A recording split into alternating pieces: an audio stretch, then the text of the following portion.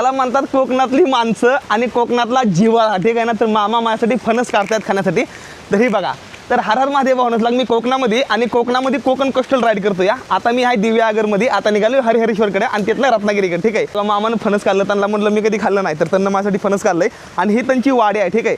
हां छोटी बाग असेल हां हां समाधान, अच्छा लोकांना प्रेम देणे हे महत्वाचं. बरोबर. आणि डिपेंड नाही आमचा, अच्छा पण लोक येऊन आवर्जून बघून एक समाधान हे आमचं उत्पन्न आहे.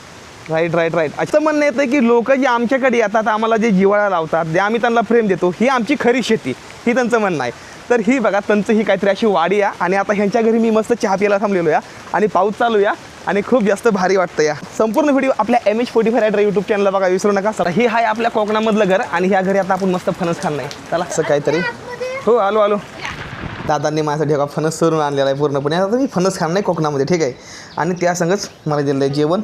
आणि ना हा दादा मला ओळखतो, हा दादा ना मी तेव्हा तिकडे पाठीमागं तेव्हा तिकडे मंदिर आहे, तर त्या मंदिरामध्ये होतो मग अशी. दादांना बघितलं आणि दादा लगेच आला तिकडं आणि ह्यांच्या घरात आलोय. बघितलं इकडली लोक खूप जास्त भारी, ती प्रेमळ स्वभावाची ती, तर खूप जास्त भारी वाटतं या. आता हरहरेश्वरकडल्या साईडला येतो या. तर कमेंट करून सांगा तुम्ही व्हिडिओ कुठनं बघता या. बाकी एकदम मस्त. हर हर महादेव.